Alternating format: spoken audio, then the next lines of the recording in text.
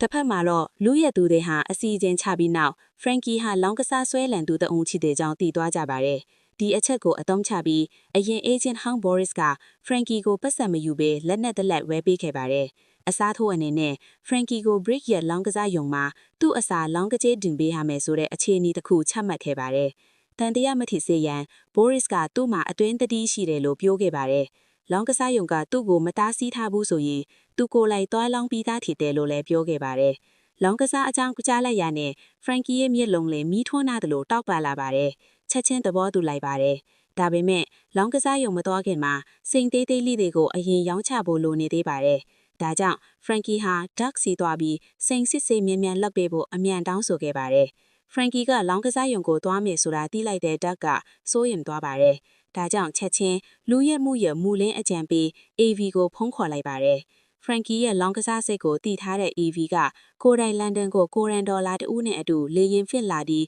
စိန်ကိုplanလဲရယူဖို့ဆုံးဖြတ်ခဲ့ပါတယ်။ဒီအချိန်မှာလဲ Boris ကသူ့အစီအစဉ်ကိုအကောင့်ထဲပေါ်ဖို့စတင်ခဲ့ပါတယ်။ Frankie တန်းကစိန်ကိုလူယူဖို့ပစ္စည်းပေါင်ဆိုင်လူငန်းတူလူနှစ်ယောက်ကို Vinny နဲ့ဆိုကိုငှားရမ်းခဲ့ပါတယ်။လောင်းကစားယုံကိုလူရက်ဖို့ပေးပေါင်1000ပေးမယ်ကိုကတိပေးခဲ့ပါတယ်။အဲ့ဒီကရရှိတဲ့ပတ်စံအားလုံးကိုသူတို့ပိုင်ဆိုင်ခွင့်ရှိမယ်လို့လည်းဆိုခဲ့ပါတယ်။ Boris ရဲ့ရည်ရွယ်ချက်တစ်ခုတည်းကလက်ချောင်းလေးချောင်းသာရှိတဲ့လူတအူးကိုင်းဆောင်နေတဲ့လက်ဆွဲအိတ်ကိုရယူဖို့ပဲဖြစ်ပါတယ်။ဒီလိုအကျိုးအမြတ်ကောင်းတဲ့အခွင့်အရေးကိုကြားလိုက်ရတော့သူတို့နေအောင်မှညင်းဆိုစရာမရှိပါဘူး။ပြေးကားမောင်ထက်သူလူဝတအူးနဲ့ပူးပေါင်းပြီးဒီလို့ဟာအောင်မြင်ဖို့လွယ်ကူမယ်လို့ထင်ခဲ့ကြပါတယ်။ဒါပေမဲ့အဖွဲ့ထဲမှာခွေးတကောင်ပါလာခဲ့ပါတယ်။ Ireland Gypsy လူမျိုးစုနဲ့ရွှေနဲ့စိန်အယောင်းဝယ်လုပ်ရတဲ့အထိန်မှာအဲ့ဒီခွေးကိုအမြဲယူသွားရလေရှိလို့ပါ။ဒါကြောင့်ရွေးချယ်စရာမရှိတော့ဘဲသူတို့3ယောက်နဲ့ခွေးတကောင်ပေါင်းပြီး Brick ရဲ့လောင်းကစားယုံရှေ့မှာကားရက်ပြီးလက်ဆွဲအိတ်ကင်ထားတဲ့လက်ချောင်းလေးချောင်းရှိတဲ့လူကိုစောင့်ကြည့်နေကြပါတယ်။ဒါပေမဲ့သူတို့မသိခဲ့တာက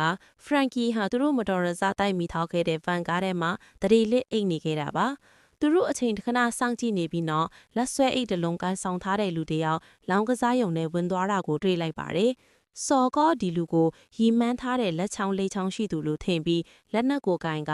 ပြင်းထန်ဝင်ရောက်တိုက်ခိုက်ကငွေလက်ခံစာရေးမှကိုချင်းမြောက်လိုက်ပါတယ်။ဒါပေမဲ့သူမကလုံးဝမကြောက်ခဲ့ပါဘူး။လောင်းကစားချိန်ပြီးဆုံးသွားပြီးပတ်စံတွေလည်းလွှဲဖောင်းပြီးသားဖြစ်လို့အတွင်းမှာဘာမှမကြံတော့ပါဘူး။ထို့အပြင်စော်လဲသူတို့ရီမန်းထားတဲ့လက်ချောင်းလေးချောင်းရှိသူမဟုတ်ကြောင်းသိလိုက်ရပါတယ်။အဲ့ဒီအချိန်မှာပဲစာရေးမှကတနက်ကူလှမ်းယူပြီးလုံကျုံရေးတန်ပိတ်တကားကိုချက်ချင်းချလိုက်ပါတယ်။သူတို့နှစ်ယောက်ထွက်ပြေးဖို့ကြိုးစားပေမဲ့လုံကျုံရေးတကားကြောင့်အတွင်းမှာပိတ်မိသွားခဲ့ပါတယ်။စော်ကတနက်နဲ့မှန်ကိုပြစ်ဖောက်ဖို့ကြိုးစားပေမဲ့မျောလင်းထားသလိုမှန်မပေါက်ပဲကြီးစံပြန်လန်ထွက်လာခဲ့ပါတယ်။ဗီနီကကိုထိသွားပြီလို့ထင်မိခဲ့ပါတယ်။အခြေအနေစိတ်ပြည့်စရာဖြစ်နေချိန်မှာထွက်ပြေးကားမောင်းသူလူဝါကြီးကတကားကိုဖွင့်နိုင်ခဲ့ပြီးသူတို့ကိုလွတ်မြောက်စေခဲ့ပါတယ်။ဒါပေမဲ့အဲ့ဒီအရာအလုံးကိုကင်မရာမှတ်တမ်းတင်ထားပြီးသားမှာကန်ကောင်းကျင်တော့ထွက်ပြေးနေစဉ် Frankie ကိုဗန်ကားလဲကထွက်လာတာကိုမတော်ရဆတွေ့လိုက်ပါတယ်။သို့တော်လက်ဆွဲအိတ်နဲ့ Frankie ရဲ့လက်ကိုလက်ထိတ်နဲ့ချိတ်ထားပြီ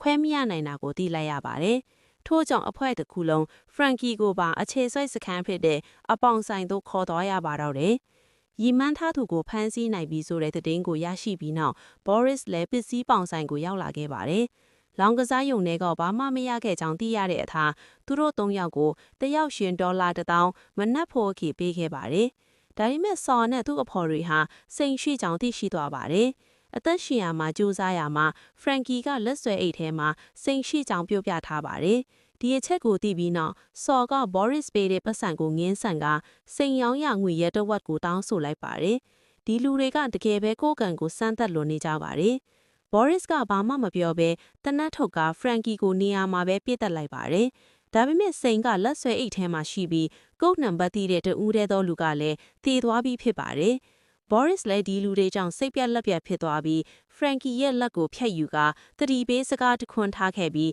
စိန်ကိုယူကထွက်ခွာသွားပါတယ်။တစ်ဖက်မှာတော့ Brick ဟာလောင်းကစားယုံလူရက်ခံခဲ့ကြောင်းသိလိုက်ပြီးကင်မရာမှတ်တမ်းကိုစစ်ဆေးကြည့်ရှုခဲ့ပါတယ်။ဒေါသအမျက်တောက်လောင်နေပြီးသူ့လူတွေကိုအဲ့ဒီလူ3ယောက်ကိုဖမ်းဆီးပြီးဝက်တွေကိုကျွေးဖို့အမိန့်ပေးလိုက်ပါတယ်။ဝက်16ကောင်ရှိတဲ့ညအောင်မှာဒီ3ယောက်ရဲ့အယိုးတောင်မကြံနိုင်ပါဘူး။အသက်မဆုံးချင်တော့သူတို့ဟာစိန်အကြောင်းအားလုံးကိုဖော်ပြပြီး48နာရီအချိန်ပေးရပါတော့တယ်။ Brick ကစိတ်ဝင်စားလာပေမဲ့ပတ်စံဆိုတာဘယ်သူမှမငင်းနိုင်တာကြောင့်48နာရီအချိန်ပေးလိုက်ပါတယ်။ ဒီချိန်မှာတော့ AV နဲ့ Dog တို့လည်းစိန်အတွက်ပို့ပြီးစိုးရိမ်ပူပန်လာကြပါတယ်။သူတို့နှစ်ယောက်ကဒေါ်လာ4,000ပေးပြီး Bullet Tooth Tony ဆိုတဲ့လူသံမျိုးမတအူးကို Frankie ရတီနီယာနဲ့စိန်ကိုရှာဖို့ငားရမ်းလိုက်ပါတယ်။မကြခင်မှာသူဟာသတင်းပေးတဦးစီကတဲလွန်စာရရှိသွားပါတယ်။နောက်ဆုံးပါတော့ထောက်မှန်ကန်ဆိုးကြည့်သူကစော်ပဲဖြစ်လာပါတော့တနေ့တည်းမှာ3ချိန်တောင်သူနတ်ကိုခေါင်းနဲ့ချိန်ခံရတာကြောင့်သူစိတ်သက်ကျသွားပြီ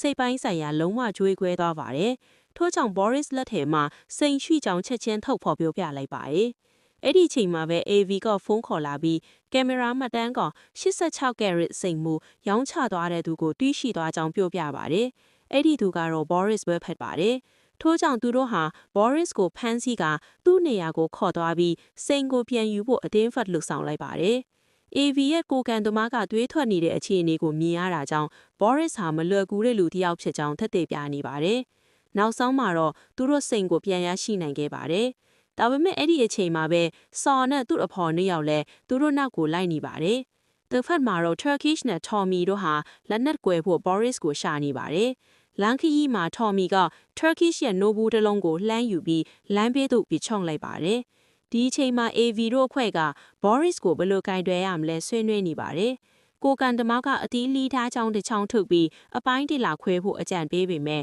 မကောင်းဘူးလို့ထင်ပြီးပုံမီကြီးကြတဲ့အသားလီကြီးတစ်ချောင်းထုတ်လိုက်ပါတယ်။အဲ့ဒီအချိန်မှာနဲ့ Turkish ဘစ်ချထားတဲ့ Nobu Garden ကသူတို့ကအမှန်ကိုတိုင်းမိပြီးမတော်ရဆရန်တိုက်မှုထိပွားတော့ပါတယ်။အသားလီကြီးကြိုက်ထားတဲ့ကိုကန်သမားကအကြီးအမဲ့ထိကြိုက်သွားပါတယ်။ကားတကားပွေသွားပြီး Boris ကအခွင့်ရေးယူကထွက်ပြေးလွတ်မြောက်သွားပါတယ်။တစ်ဖက်မှာတော့ထိုနီနဲ့ AV တို့လည်းမတော်ရဆကြောင့်လူတွေစုဝေးကြီးရှုနေချိန်ကိုအခွင့်ကောင်းယူပြီးစိန်နဲ့အတူလွတ်မြောက်ထွက်ခွာသွားကြပါတယ်။သူတို့နှစ်ယောက်ဟာအရက်ဆိုင်ဒီဇိုင်နဲ့ဝင်သွားကြပြီး AV ကတော့သူ့တန်ရာဒီကိုတန်ရှင်းကူးတာဖို့အင်သာဘက်ကိုသွားတယ်။အဲ့ဒီအချိန်မှာပဲလူရက်3ယောက်လည်းအဲ့ဒီနေရာကိုရောက်လာခဲ့ပါတယ်။သူတို့ကတနတ်ထုတ်ပြီးထုံနီကိုလက်ဆွဲအိတ်လွယ်ပြောင်းဖို့ချိန်မြောက်လိုက်ပေမဲ့ထုံနီရဲ့မျက်နှာမှာအပြောင်းလဲမရှိပါဘူး။အမှန်ကထုံနီကသူတို့တနတ်တွေဟာအတိုးစင်တွေဖြစ်တယ်ဆိုတာသိသားဖြစ်ပါတယ်။ဘာကြောင့်လဲဆိုတော့တနတ်ဘေးမှာ replica လို့ဟုရေးထားတာကိုသူမြင်လိုက်လို့ပါ။ထို့ကြောင့်သူကတကယ်တနတ်ကိုထုတ်လိုက်ချိန်မှာ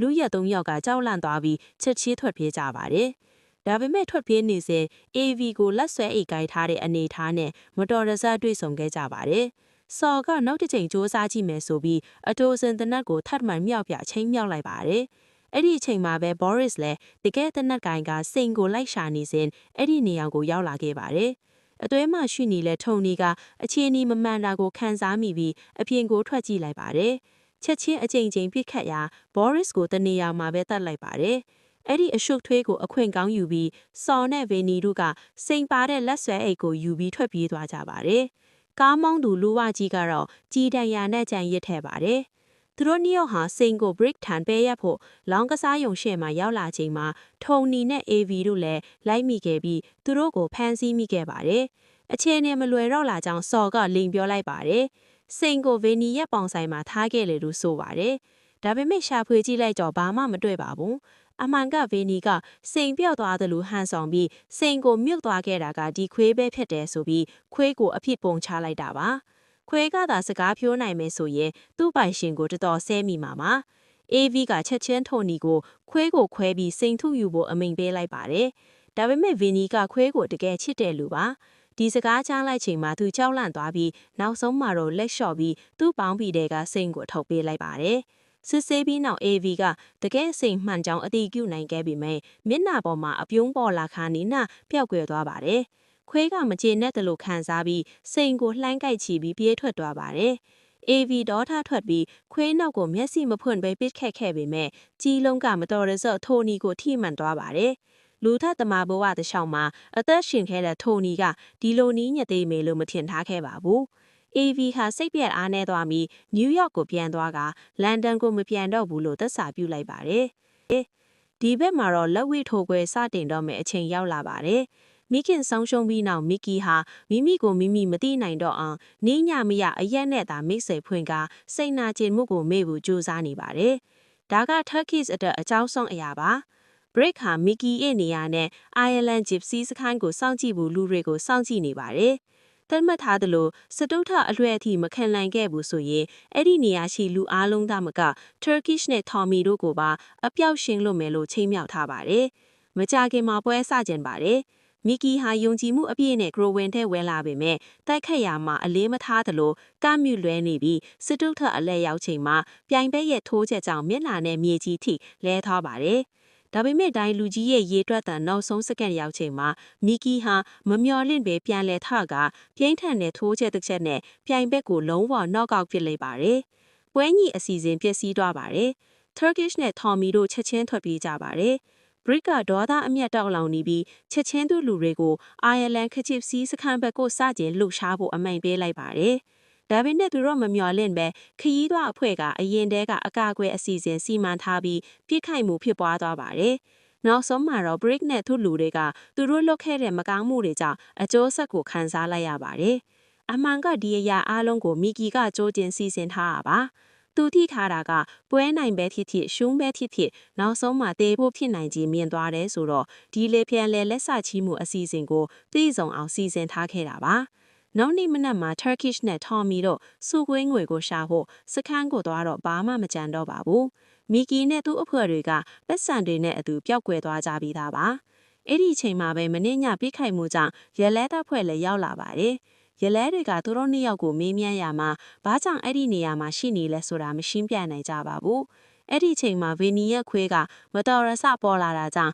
သူတို့အတူအကြောင်းပြရတော့ပါတယ်။ခွေးလဲလျှောက်ထွက်တာလို့ပြောနိုင်ခဲ့ပါတယ်။အပြန်လန်းမှာတော့ရလဲတွေက Frankie နဲ့ Tony တို့ရဲ့ road along တွေကိုသူတို့ကားထဲမှာတွေ့ရှိလိုက်တဲ့အတွက်ဆော်နဲ့ Vinny တို့ကိုဖမ်းဆီးနေတာကိုတွေ့မြင်ရပါတယ်။ဆော်နဲ့ Vinny တို့ဟာစိတ်ပြက်လက်ပြက်ဖြစ်နေပြီး Turkish နဲ့ Tommy တို့ခွေးကိုခေါ်သွားတာကိုကြည့်နေခဲ့ရပါတယ်။အကြံလန်းမှာ Tommy ကခွေးကိုတင်ထားလိုက်ရအောင်လို့အကြံပြုခဲ့ပေမဲ့ခွေးခွိုက်ထဲမှာ squeak အတန်ထွက်နေတာကိုသူမခံနိုင်ခဲ့ပါဘူး။ထို့ကြောင့်သူတို့ဟာခွေးကိုဒရိတ်ဆန်ဆရာဝန်စီခေါ်သွားပြီးမြုပ်သွားထားတဲ့ကစားပြုံးကိုဖျက်ရှားလိုက်ပါတယ်။အဲ့ဒီအတွင်းမှာ86 carat ဒလုံးကြီးပါနေတာကိုတွေ့ရှိသွားကြပါတယ်။သူတို့အယမ်းဝမ်းသာသွားကြပါတယ်။နောက်ဆုံးမှာတော့ဆရာဝန်ကသူတို့ကိုစိန်ရောင်းဖို့ဒေါက်စီလမ်းညွှန်ပေးလိုက်ပါတယ်။စိန်ဟာတကယ်စစ်မှန်ကြောင်းစစ်ဆေးပြီးနောက်ဒေါက်က AV ကိုချက်ချင်းဖုန်းခေါ်လိုက်ပါတယ်။ထို့ကြောင့် AV ဟာအိတ်ပေါက်ပစ္စည်းတွေကိုထုတ်ပေါက်ပြီးလန်ဒန်ကိုပြန်လာရောက်ပါတော့တယ်။လန်ဒန်ကိုမပြန်တော့ဘူးလို့သက်စာပြုခဲ့တာကမိနစ်မနန်းနဲ့ကထွေပါတယ်။အခုတော့အခြေအနေတွေပြောင်းလဲသွားပါ။အဘဲဇလန်အဆုံးတက်သွားပါပြီ။ဗီဒီယိုကိုအဆုံးထိကြည့်ရှုပေးတဲ့အတွက်ကျေးဇူးတင်ပါတယ်။ like နှိပ်ပြီး channel ကို subscribe လုပ်ပါ notification ကိုဖွင့်ထားပြီးနောက်ထပ်တင်ဆက်ပေးမယ့်ဗီဒီယိုအသစ်တွေကိုလက်ခံကြည့်ရှုနိုင်ပါစေ။